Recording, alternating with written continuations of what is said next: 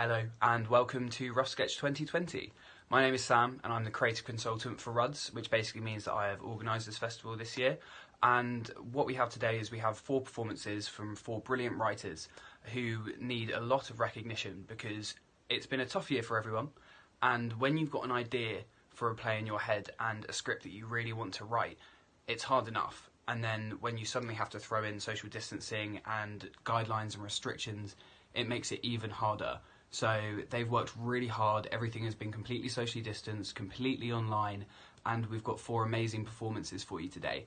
We'll have a small break in the middle of 5 minutes, and we will also be collecting money for the Dystonia Society, as we have done for the past 3 years for Rough Sketch, very close to Rudd's heart. So if you do have any spare cash, they would really appreciate that as well. So without further ado, here is Rough Sketch 2020.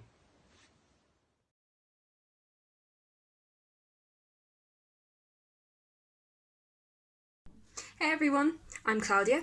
So this is a 10-minute monologue performed by the wonderful Gemma Harris and is very simply about a person leaving behind a recorded message. That's it. It's been loads of fun working with Gemma on this and I hope you enjoy it too. Okay. It's okay. It's alright.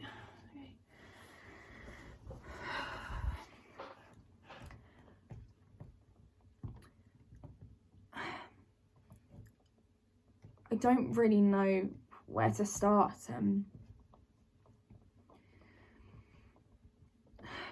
If it's you, if it's really you watching this, then this means you found this video in the biscuit tin.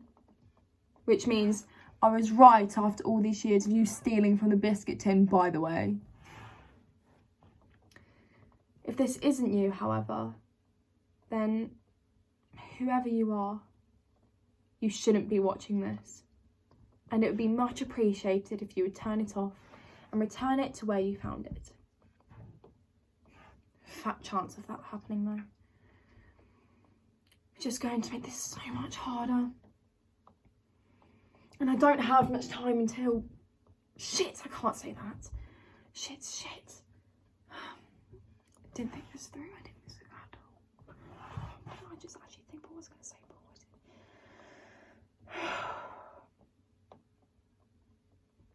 Look, this doesn't make sense. I know I must sound completely insane to you.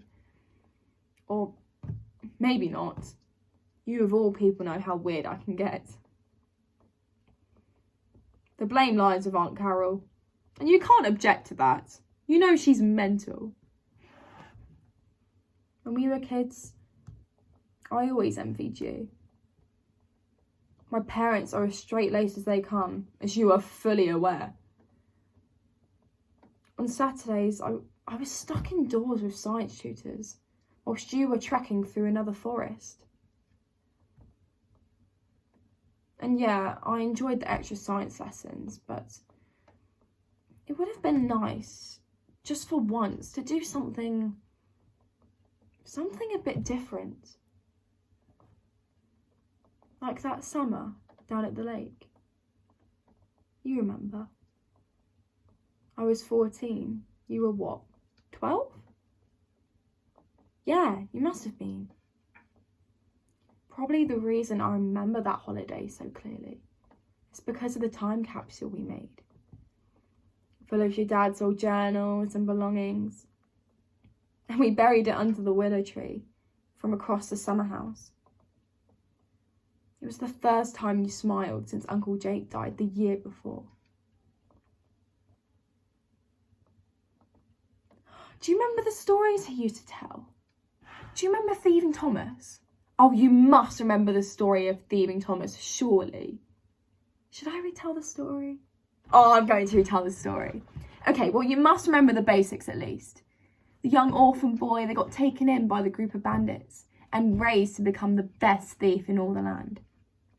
There wasn't a single piece of treasure he couldn't nick, and none could argue otherwise. Until one day, a little girl started to doubt his talents. saying that if he really is the best thief in all the land, then why doesn't he steal the best prize there is? A crown that sat on top of the king's head. So, unable to ignore the challenge, and to put to rest any dispute of his status as the best, he snuck into the castle and managed to steal a crown in the dead of night. In front of all the criminal underworld and the little girl who doubted his abilities, he pulled out a crown from his satchel. Only, he realised it wasn't the king's crown he had managed to steal, but the queen's. He would have been laughed at and mocked by all if it weren't for the little girl seeing the jewels, snatching the crown from Thieving Thomas's hands and putting it on her head. It was speculated that the queen wasn't human. Some said she was a fairy, others a witch, or even, perhaps, a demon. Well, regardless, when the little girl put the crown on top of her head, she fell to the ground, placed under a sleeping spell and unable to wake up, no matter what Thieving Thomas or his criminal friends did. He might have been a crook, but Thieving Thomas was not all right with letting the little girl pay for something that was his fault and not hers. So, he went back to the castle and tried to put back the crown. Only, the king and queen were wide awake and caught Thieving Thomas red-handed. He was sent to the dungeons, expected to be executed that morning. But to his surprise, the king visited him, holding in his hands the largest diamond from the centrepiece of the queen's crown. It was the source of her power, like her own personal birthstone. And without it, the queen's magic couldn't keep the king under her control. He shoved the diamond in Thieving Thomas's hands, telling him to hide it so that the queen can't take it back, and allowed him to escape the castle. When he returned, Thieving Thomas and his criminal friends were delighted to find that the little girl had woken up, and they celebrated the whole day. Thieving Thomas left for a time, returning to the party later that evening, having hidden away the diamond for no one else to find. He told no one where he hid it, except for the little girl, trusting her to keep the diamond hidden away also. And to this day, they say that in certain woods across the country, if you happen to lose a personal belonging or see a glimpse of a child wandering all alone, then you are close to where Thieving Thomas and the little girl were guarding the cursed diamond. I've always loved that story. Maybe that's why I envied you and your family trips. You were always one step closer to find this magic diamond than I ever was.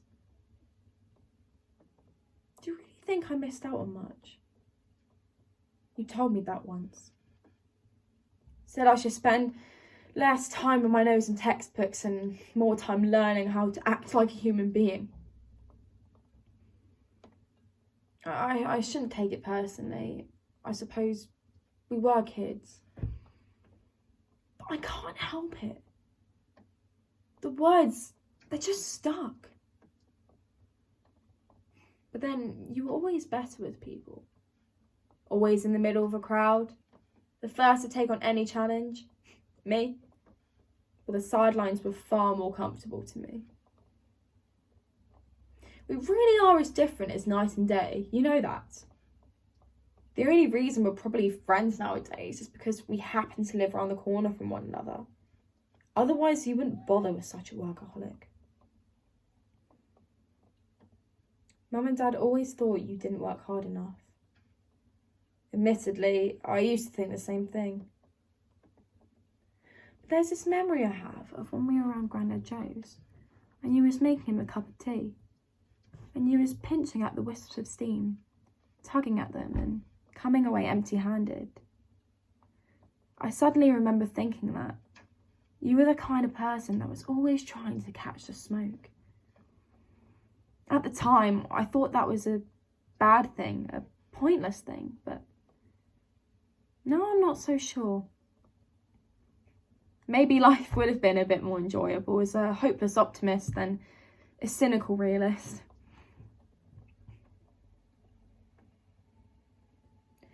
I'm probably already dead by the time you watch this. I've done something I wasn't supposed to. I can't say it was bad because it wasn't. I don't regret it, not for 1 second, because the alternative, no, I can't say that. This isn't fair. This isn't fair to you. Just keep thieving Thomas in mind, all right? I don't know, something to remember me by. There's not much really in the way of memories. Nothing but that summer down by the lake. And yeah, we're a bit closer now that we're older, but... Oh shit, my battery's running out. Oh, I should have charged it beforehand. I still need to tell you about...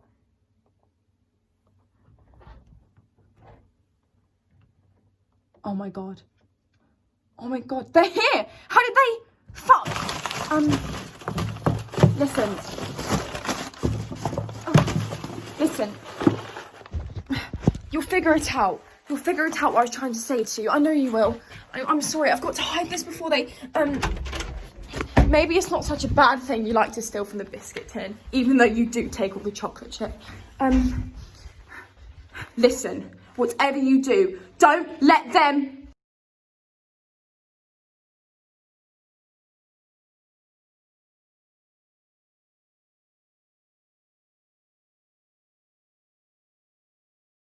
Hi, I'm Maddie. I'm the writer and director of Fruit Bowl.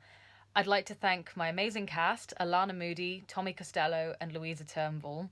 They've been so much fun to work with over the past few weeks, and they are absolutely amazing, and I hope that you agree.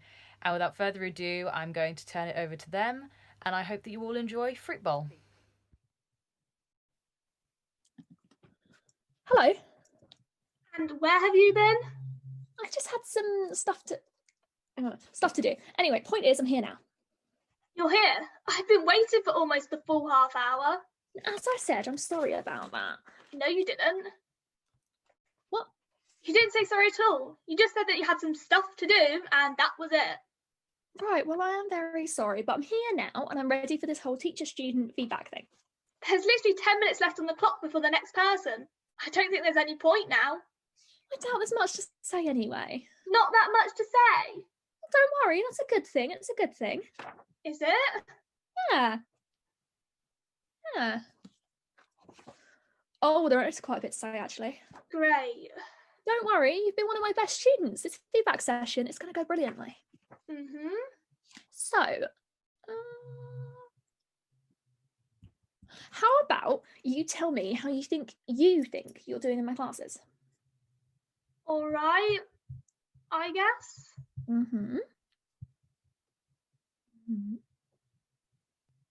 Only all right? Well, it would probably be better if you actually showed up to classes on time.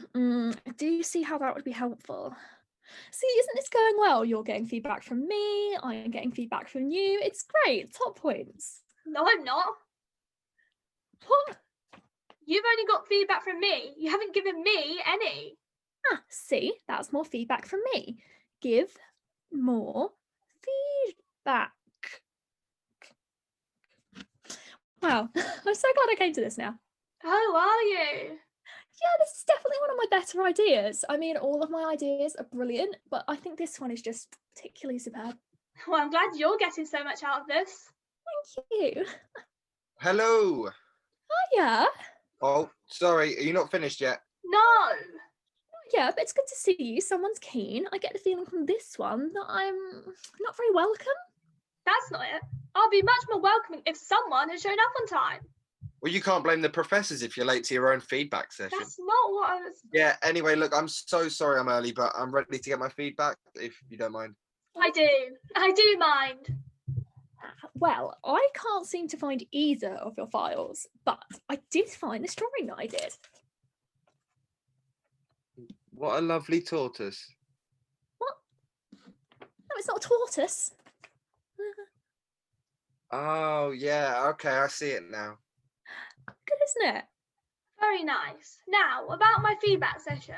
Yes, creative writing stuff. Look, have you tried reading that book I gave you? Harry Potter. Yeah, so that's what I think. You think it's like Harry Potter? It's got nothing to do with it. I swear I didn't plagiarise. My stuff is completely original. I write from the heart with more passion than Shakespeare. What's plagiarised? No, I just mean, can't you just, like, write that? Right, like J.K. Rowling? Yeah, like, just rewrite that. Rewrite it how? Sorry, is this the task for next week? No, I mean, can't you just, like, rewrite Harry Potter, like, word for word? It's such a good book, but I don't really want to read something written by a transphobe. I keep hearing that's bad. Yeah, that's fair. This is supposed to be creative writing. I can't just copy someone else's work. Would it be helpful if I gave you a tenner for it? That's not the point. Damn. 20? Did you even read my creative writing piece? Well, I did. What did you think? Oh, I like the beginning part. That was good. Very uplifting. It was about a murder-suicide. Yeah, like I said, uplifting, with the noose. Oh, That's so morbid. Who wants to read that? so you didn't like it? Well, I suppose it was well written or whatever, but are you sure you can't just... I'm not rewriting anyone else's work. So, look, that 20 and the offer, is that open to the group? Or, Oh, you want to rewrite it? well, yeah, I mean, I'm like in my overdraft No. and I really want to get a meal deal, so I need some money. Fair. Oh, no, I'm not letting you do it. Sorry. Why? You can't write. Yes, I can. Then why have you barely submitted anything all year? Oh, no, you see, that's because I couldn't be bothered to. Oh, yeah, fair. That makes complete sense now. Am I interrupting you? Well, yeah, I mean, a little bit. We're still in my time slot. We should have arrived on time for yours then. You have to admit they've got you there. No, they haven't. I wasn't late. You were. Look, I'm the professor. What I say goes, and you still haven't told me what you think of my fruit bowl. Oh, well, I think it's beautiful. Thanks, but I've heard from you. And seeing as you're on my side anyway, I don't think your opinion counts so very much. Okay, that was kind of rude, but I also love it. Thank you. It looks lovely. Thanks. Can we get back to it? All right, it's not all about you, Yes, it is. It's my feedback session. Then why am I the one getting all the feedback? Bet you didn't think of that, huh? Check and hate. No, I think it's checkmate. No, I'm pretty sure it's check and hate because, like, if your opponent hates you for putting them in check, why would they still want to be friends after that? How did you become a professor? Oh, are you thinking of following in my footsteps? Oh no, I don't think you'd be a very good professor. That's not what. What do you mean I wouldn't be a very good professor? Why not? Well, I mean, you're never on time. Oh, that's a bad thing. I wasn't the one who was late, you insufferable little. And all of your creative writing, it's all the same. It's all depressing stuff. Excuse you, I am an artiste. It's better than your overly saccharine garbage. Oh, come on. Who even uses the word saccharine anymore? Me. Yeah, 20 times in one paragraph. Yeah, but intentionally. It was the use of repetition, thank you very much. And much better than that garbage you turned in about aliens or whatever. Hey, at least that was more creative than your story about the woman drinking the coffee in the coffee shop, letting loose that single tear for her trash ex-husband. It was literary realism. More like literary tedium. No wonder the professor was late to your meeting. So, me being late for stuff makes me a bad professor? Yes. Are you saying I'm a bad professor? Is Boris Johnson a bad Prime Minister? Oh no. Now you're getting it. See, you just tell us to copy other people's writing instead of creating our own. Look, to be fair, I prefer reading that to your realism snooze fest. Hey, you're not even supposed to be here. This is my feedback session, not yours. Well, I'm giving you feedback. So what are you complaining about? I don't get it. The professor is supposed to be giving me feedback, not you. Jeez. How can I give you good feedback when I'm a bad professor? You haven't given me any feedback yet, let alone good feedback. Well, you did learn not to be late to one of these things. Okay. Earlier, you clearly stated that you knew the professor was late. So why do you keep accusing me of it? Because it's so funny watching you get so wound up. You need to relax, dude. I'm perfectly relaxed. Oh, if you're stressed, I can offer you some diazepam. I've got like 10 bottles. Why'd you have so many? My sister-in-law's visiting. Right. Look, I have less than 3 minutes of this feedback session left. Can you tell me what I need to improve on, and then I can go away? All right. Touchy. Maybe I should have prepared more for this session instead of practicing art. Art? Yeah, this. You call that art? Call those classes. Yes, I don't know what else I would. Well, I don't think they'll pick up. They don't have a phone. Sing. Oh. Comedy. Do you even want to be here? Not really. Like I said, my passion is art.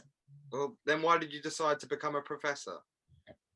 Well, it's a job, isn't it? On the holiday time is good, and I don't really have to do anything that much. I just get to sit behind a desk and make decisions. Oh, I even went down a zip line my last holiday. I've been on one of those. They're fantastic. I mean, I did get stuck on it about halfway down, but it was fun before that happened. And I was just going like, You do have work to do. You just choose not to do it. now that would actually explain all the angry emails I keep getting from the rest of the department. Do you not read them? Well, I get so many and they're all the same. Listen to these. Just, what are you actually doing? And your leadership style is appalling. And why does anyone even hire you? You know, usual stuff. I get like 10 of them every Wednesday. It's nice that they remember me. But I'm now considering the possibility that they don't like me all that much. But they were so supportive when the job was open. Could you please give me some help now before my time slot runs out? Oh, right, yeah, yes, of course. No, okay. Yeah, not that one, okay. No, feedback, feedback, yes, of course. Where are we? Yeah, okay. Yes, you did good, but I found your work dull. And that's all you've put? So I suppose to write more. You are the professor. Look, I can't help it. It was boring. I already offered you a tenner to rewrite Harry Potter, and I feel like that's all I can say on that. You just said you didn't want to read something written by a transphobe. Well, that too. Hey, what are you doing? Oh, me, I'm playing Among Us. Oh, I love that game. What room are you in? Let me join. Excuse me. What? Feedback? Oh, I thought we were done. Yeah, it did sound like you were done. I mean, do you want to play Among Us too? The room code is FFSPDF. It should be easy to remember. It's what I think whenever the professors give us reading to do. For fuck's sake, PDF. Oh, is that a bad thing to do as well? Like giving you reading to do, I mean. I mean, honestly, I'd prefer it if you didn't. No, I don't want to play Among Us with you. Well, that's your loss. Why we're imposters together? Oh yeah, you got one of the mini crew members. Well, you two are just the absolute worst. You're not doing anything helpful at all. I'm going. I mean it. Coolio. Oh my god, Thomas just got caught then. I really am going to just go, you know. All right, see you next week. Don't be late. You really are a terrible professor. What the hell am I even paying for with this uni? You know what? I'm done. You're awful. You're the worst. And you know what else? It's a terrible drawing of a fruit bowl. It's just loads of lines and scrawls. I'm far better than this place. I'm going to the next Gustav Flaubert, and you're not even going to pass this year, and you're probably going to be fired. Farewell.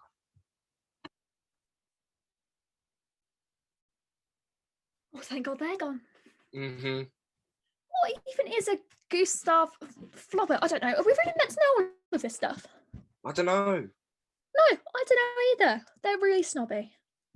Really snobby. And your fruit bowl drawing is really good. Do you think? Oh, wonderful. I'm thinking of submitting it to the Louvre. Oh yeah. Yeah, I mean, truth be told, this professor gig kind of sucks. Like, there's so much organisation involved with everything going on. There's just so much that's been landed on my plate that I just suddenly have to deal with. And I was really just in it for the holidays. But if I become a self-employed artist, I figure I can take all of the holidays whenever I like. Huh? Anyway, onto your feedback. You're kind of a dick. Okay, thank you. I'm just way too eager for things. Like, who actually shows up to 9 a.m? It's disgusting. Especially the other week, I was on a lovely working holiday each evening. I don't think it was expected me to be up before 10 then anyway. But thank you for at least keeping your notes brief, unlike that one. They tried to send me what would probably fill an entire box full of notes. Who's going to read that? I mean, I know it's coming up to exam season, but really, asking too much, I would say. Yeah, right. Look, look, I'm on your side with all of this. I really am. But I do think it would have helped if you hadn't gone to Chevening right before exam season. Really? Mm-hmm. Well, nothing important was happening, was it? Oh well, on to your feedback. Again, at least your writing is entertaining. Even if you did spell shoe wrong that one time. Prime Minister, What? what are you doing to solve the coronavirus crisis? You've yet to respond to our questioning. Yeah, look, as a member of the party, I feel it best to remind people that we are doing everything we can. Our Prime Minister is doing exceptionally well with everything that's been suddenly thrust upon us. With all due respect, we've already had enough from you. The Prime Minister has yet to update us on any reports of the work the government has been doing during the coronavirus has actually proven beneficial to the public. Just last month, you voted against a free school meals plan for children. Do you really think that's the best way to go about running the country?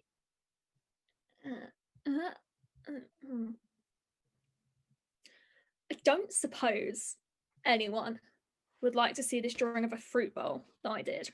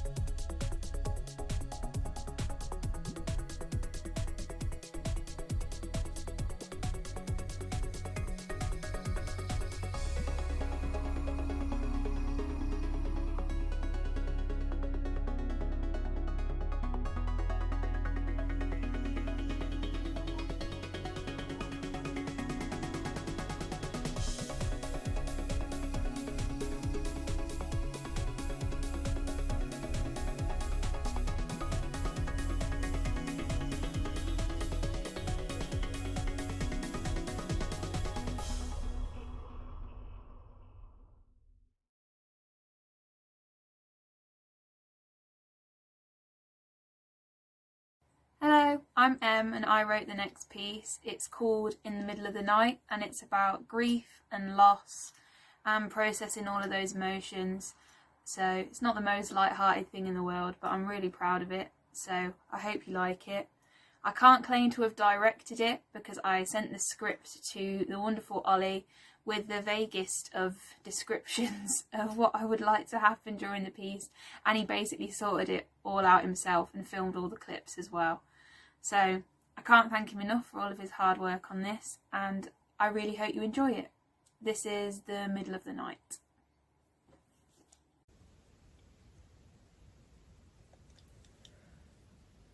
I always liked stories about things going wrong. They were so distant from everything happening around me that it was kind of exciting to think about, actually being caught up in something that bad happening. Like, I don't know, the end of the world, the actual end of the world. I liked watching films that scared me. I liked reading books where horrible things happened. I always have. Is that weird? Probably. But I guess the films wouldn't have been made and the books wouldn't have been written if nobody was interested.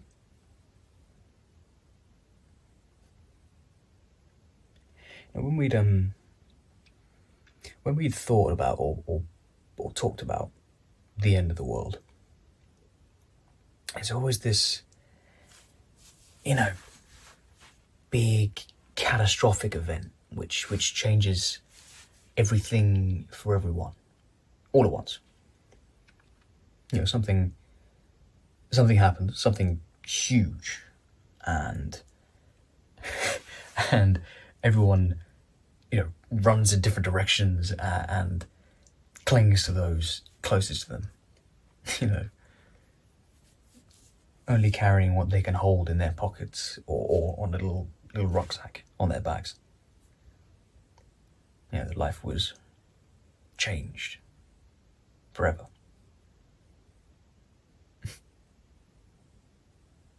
We'd watch sea levels rise and feel the sun grow so warm that it would begin to burn itself out of existence. And then our eyes would adjust to the darkness we now found ourselves living in. We would stop being the people we once were and become something completely unknown.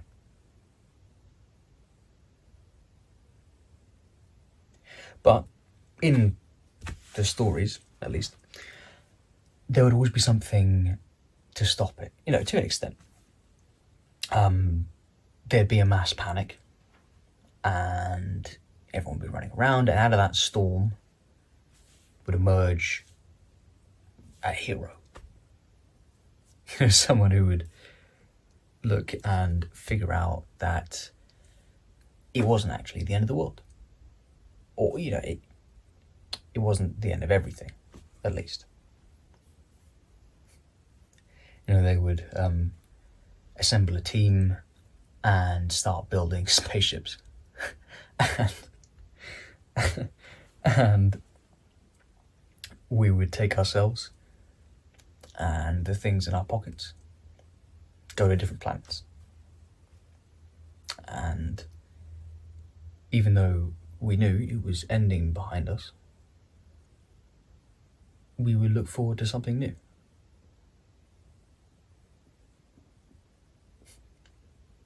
The hero would, solve the equation, stop the reaction, and they would unite the masses with the power of only their words. And we would all go to sleep, and wake up the next day and say, well, it's not what it once was,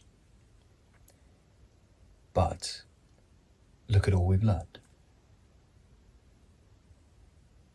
And God, isn't life beautiful?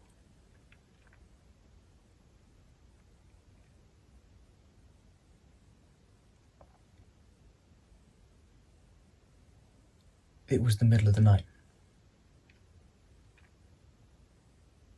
when the world ended.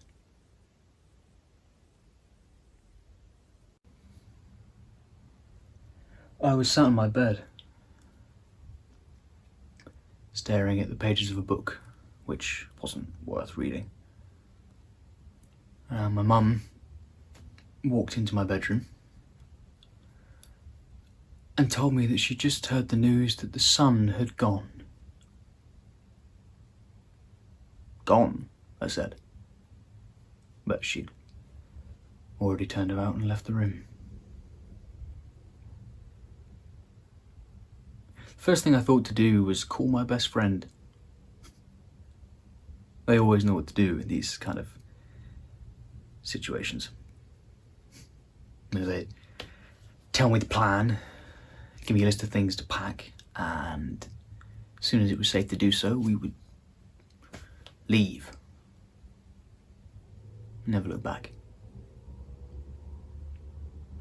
We would sit and wait until somebody much smarter than us told us what comes next.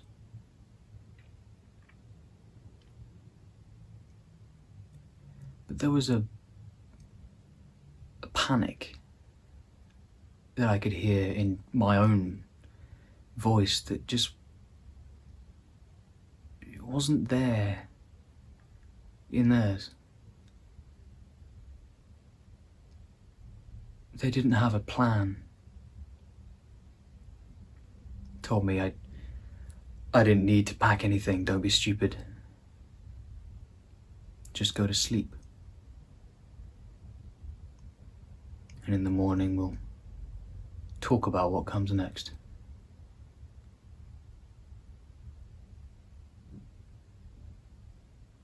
I put the phone down. Obviously they didn't understand.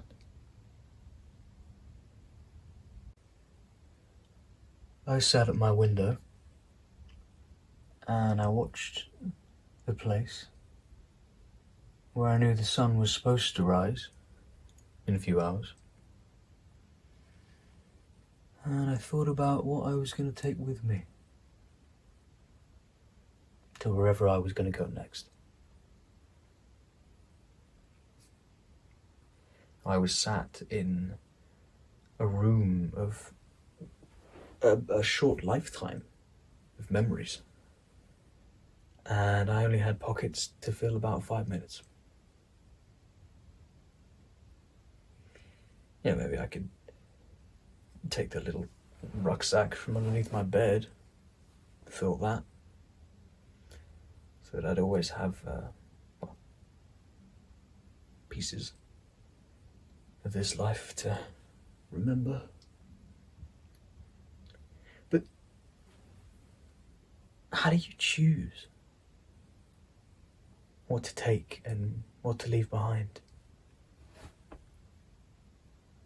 How do you plan for this? I mean, surely someone must have known. Well, they did know. We always knew. I just never gave much thought to it actually happening.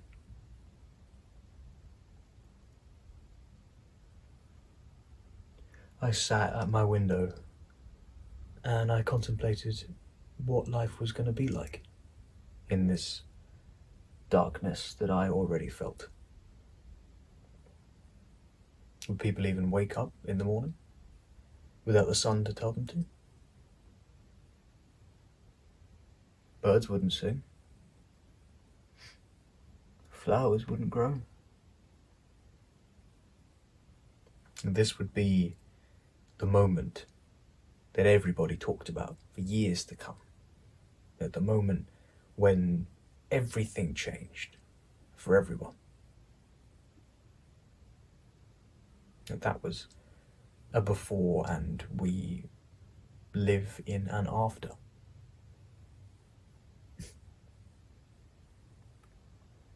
Someone needs to start building those spaceships.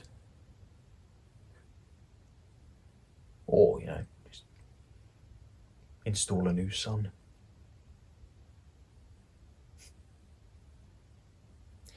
Perhaps life in the darkness wouldn't be too bad. It wouldn't be the same.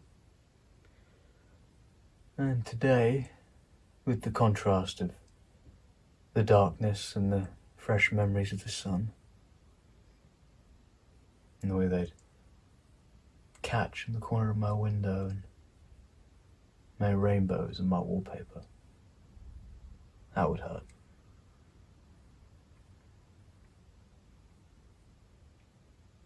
That would hurt so much.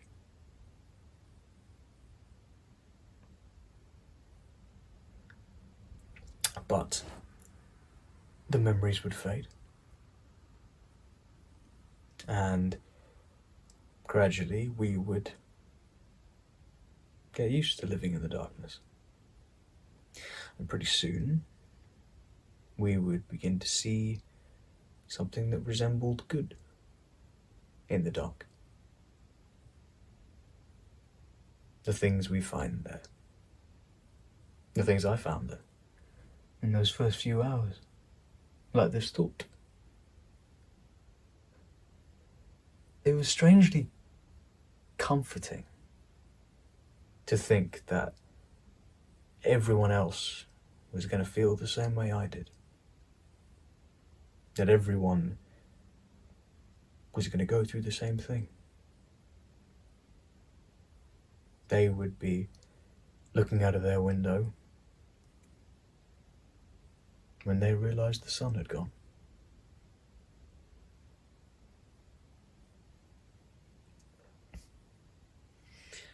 A heavy head lends itself to sleep. And as I sat at my window, I let myself fall asleep. Because what difference would it make? I dreamt of the world, but with an alien awareness that I was looking at something I would never see again. I dreamt of sitting in the garden with my mum, talking about nothing. I dreamt about seeing my friends,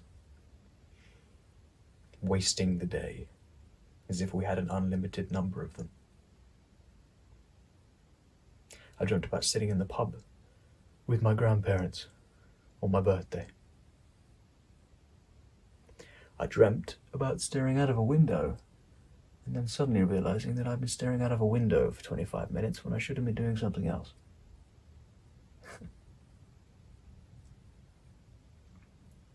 I dreamt about feeling feelings that I never would again.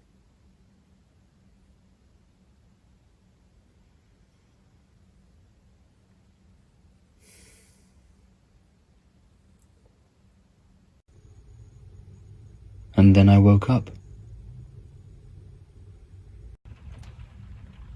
Something was catching at the corner of my window, making rainbows on my wallpaper.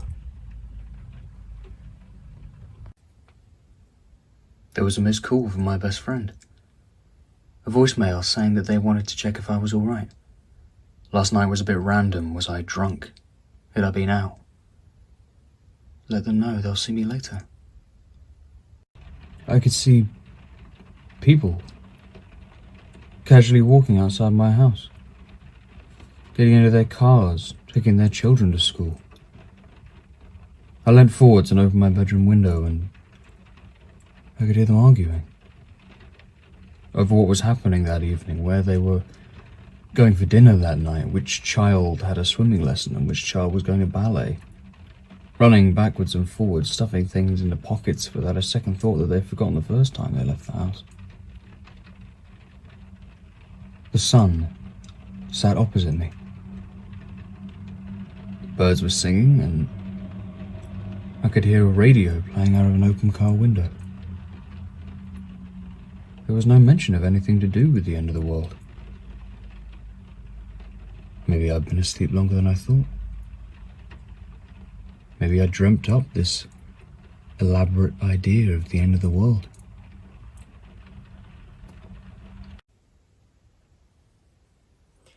But I walked downstairs, and there was my mum, sitting on the edge of the sofa in the living room, eyes glazed over like she couldn't quite bring herself to acknowledge what was right in front of her, even though there was nothing there. My brother was sat in the kitchen, staring at the wall, looking as if he was waiting for something. Maybe he was waiting for someone to build him a spaceship.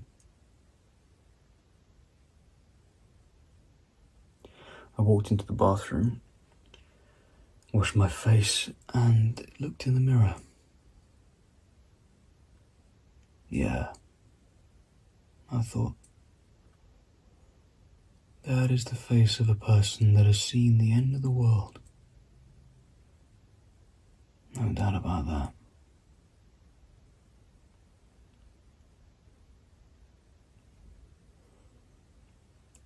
The next day we dressed all in black, went to the place where the world ends, over and over again. No one noticed.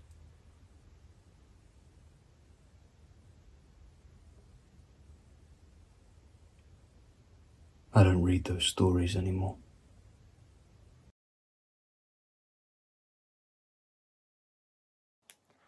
Hi, I'm Lottie and I wrote the next play that you're going to see.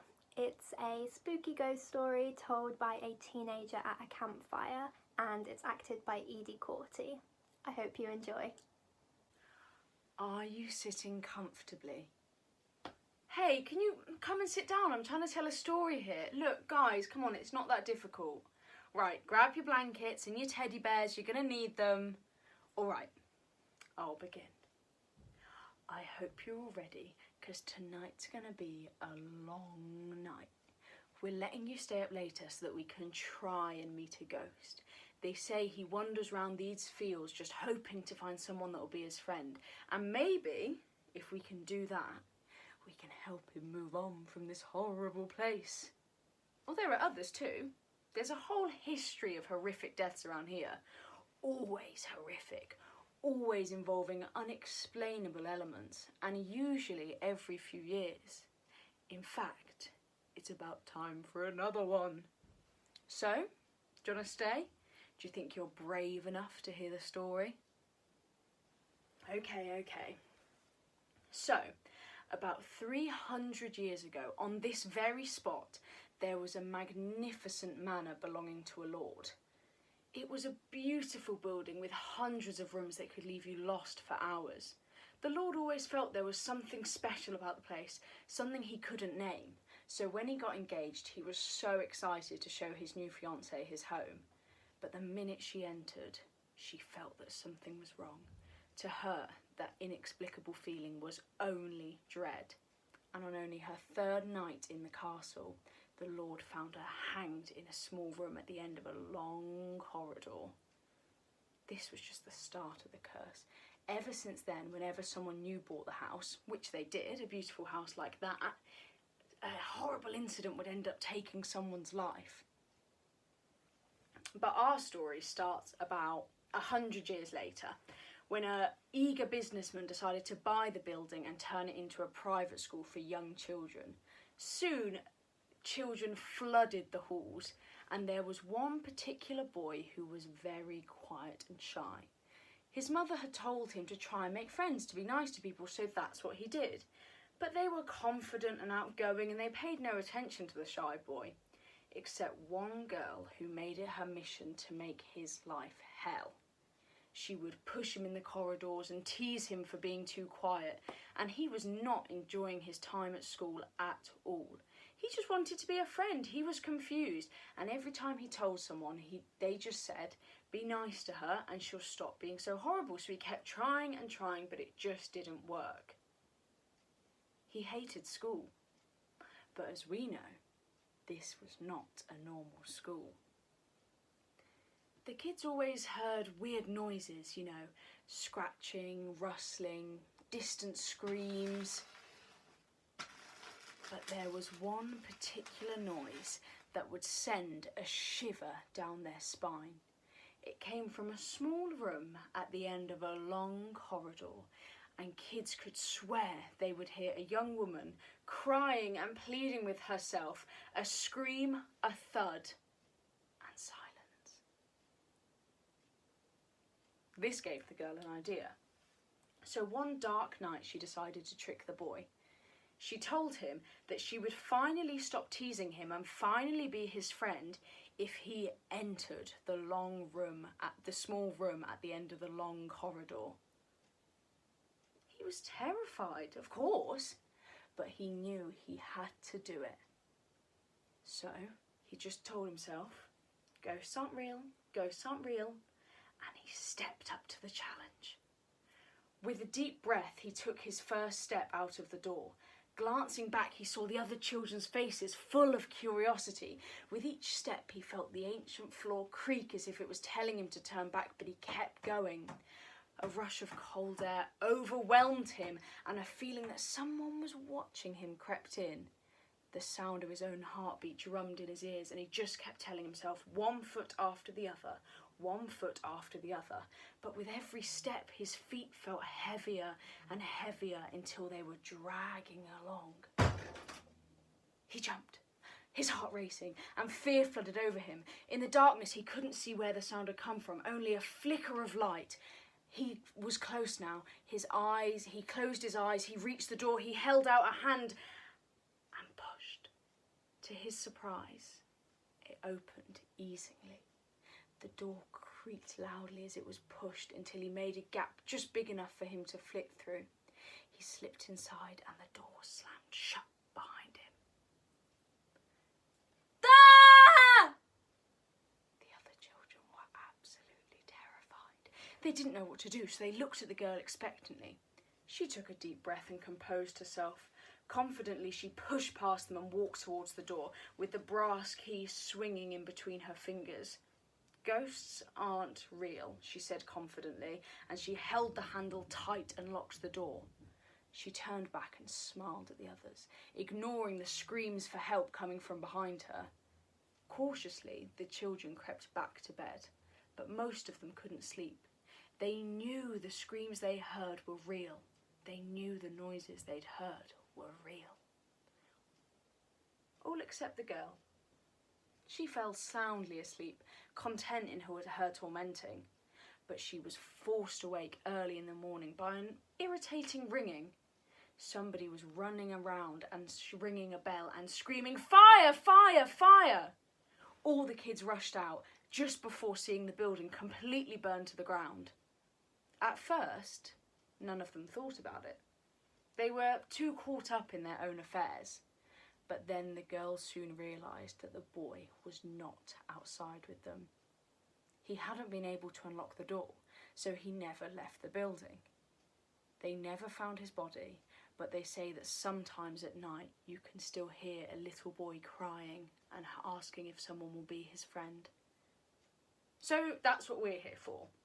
We're going to find him and we're going to help him. Look, I know it's real. Did you guys hear that?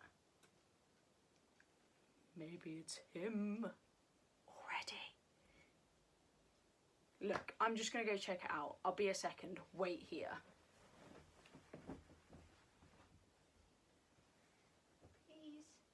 Please help me.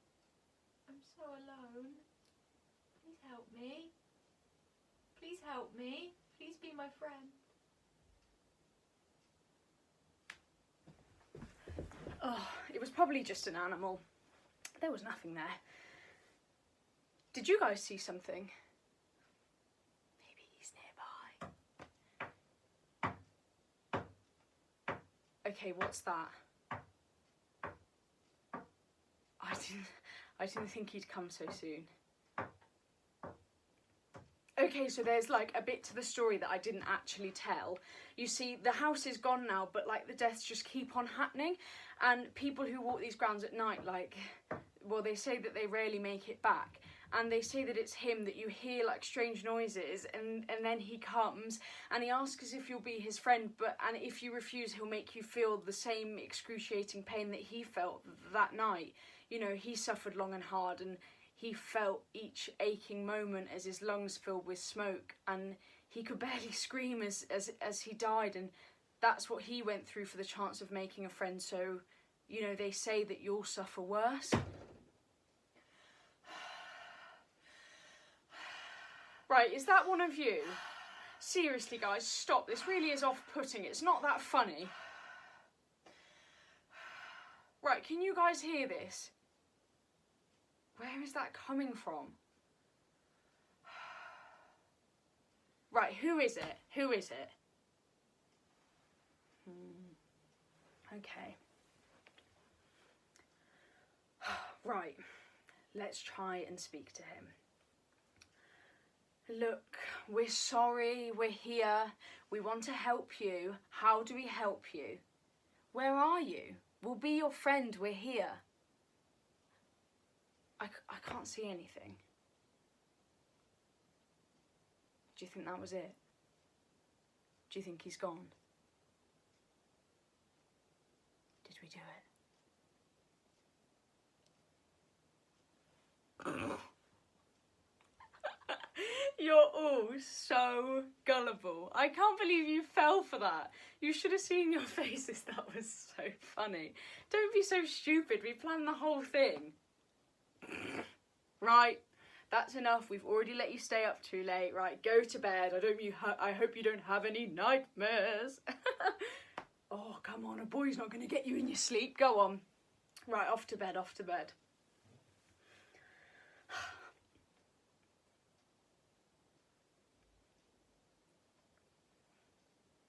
Hey. Hey, I've told you, you need to go to bed. Look, you've stayed up way past your bedtime as it is. Please, please help me. I'm so lonely, it's so cold. Please, will you help me? You can't leave me here. This isn't funny. Please. If you're trying to Please. scare me, it's not Please, working. Please don't leave me. I'm so scared. I can't be alone. Please. Please.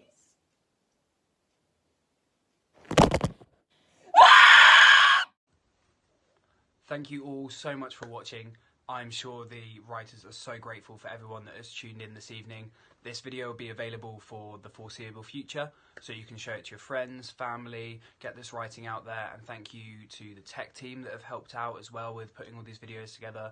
Thank you so much to all the actors that have participated, and also thank you to everyone that's been donating to the Dystonia Society as well. Hopefully, Rough Sketch next year we'll be able to be in person for it, we'll be able to see some live theatre, but I think once again, a huge thank you to everyone that was involved for making a really incredible festival with some brilliant performances in a lot of uncertainty. So thank you very much for watching, and keep on donating if you can.